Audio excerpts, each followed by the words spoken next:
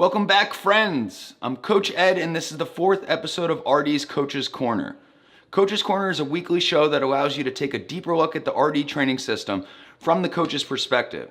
You can follow the topics that are covered in our weekly coaches meeting and understand the techniques we use to increase our members' badassery. Last week, we used breath to help Teresa climb up the developmental sequence, improve her toe touch, and get one step closer to her goal of kettlebell swings. In today's episode, we're covering another one of the 4 movement qualities, grip, and showing how it helped Coach Jenna add weight to her eccentric step down.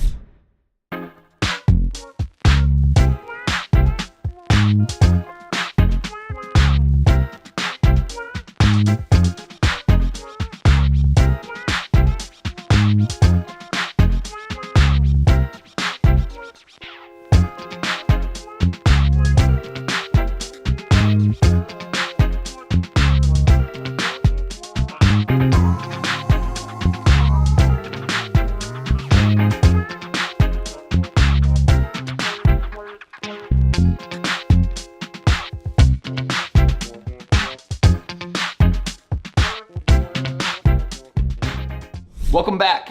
Quick review, then we're getting down to business. The business. Slap of the bass, man. The developmental sequence utilizes 4 basic positions: ground-based, quadruped, kneeling, and standing. The 4 qualities we use to improve movement: appropriate posture or alignment, breath, grip, and foot connection. Last week, we showed how breathing can help earn the toe touch. This is a fundamental movement that all humans should be able to do. If you can't, it doesn't make you a bad person, but working towards touching your toes should be a priority. Improving movement isn't always about earning basic movement patterns. The 4 qualities in the developmental sequence can also be used to improve higher level strength movements. Before we go into a real life example, I want everyone to understand a few things about grip. 1, grip is about helping find proper alignment at the shoulder, getting all the shoulder stabilizers to reactively fire and improve the overall stability of the core. 2, once we're in a kneeling or standing position, grip can be challenged by holding a weight down, up in rack or goblet position, and then progress to overhead. In this week's coaches meeting, Jenna mentioned that she started doing eccentric step downs without weight because she felt super unsteady. We watched her perform the eccentric step down with weight, and it looks solid. But just because the movement seems to pass the shit test, looks like shit, smells like shit, tastes, it's probably shit. That doesn't mean the movement can't still feel like shit though. In order to progress in a movement, you need to feel confident, and Jenna didn't feel safe with the weight. Rather than continue to keep weight out of the equation, we took one step back in the developmental sequence to a half kneeling position. Last week, we went all the way back to the ground to repattern Teresa's breath. With something as fundamental as breathing, you typically need to go all the way to the beginning of the developmental sequence. When someone is simply unable to progress in a weight with a movement, we typically try to peel back as few steps as possible. Jenna felt unsteady in half kneel, so we went back to the ground-based move, the dead bug. Jenna's alignment, breath, and foot connection are easy for her, so we brought grip into the equation. By crushing the kettlebell with the wrist in proper alignment and elbows straight, we can get the stabilizers of the shoulder to do their job. The combination of grip and breath and a contralateral movement are like candy to the nervous system. After performing the dead bug, we went back and retested the eccentric step down with the same weight. Not only did she feel more confident, it just looked much stronger. In the flow of a workout, Jenna could simply use the dead bug for a few reps to prep her for single leg training.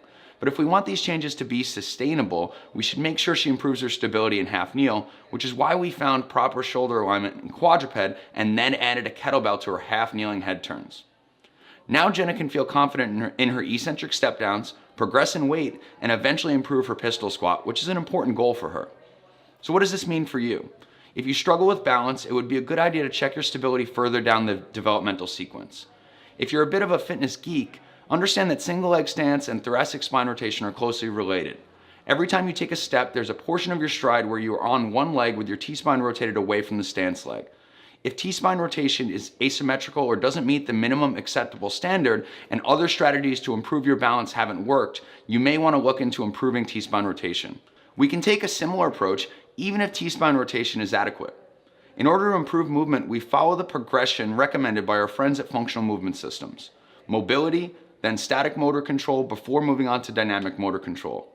Grip is a static motor control strategy for the shoulder and is a great way to help improve single leg balance and strength. Check back next week as we show how achieving proper alignment can help unlock your badass potential. Thank you for taking the time out of your busy lives to watch this episode of Coach's Corner. Myself and the entire RD team appreciate your support. Please take a minute to like, share, comment, subscribe, follow us on all of the social media things.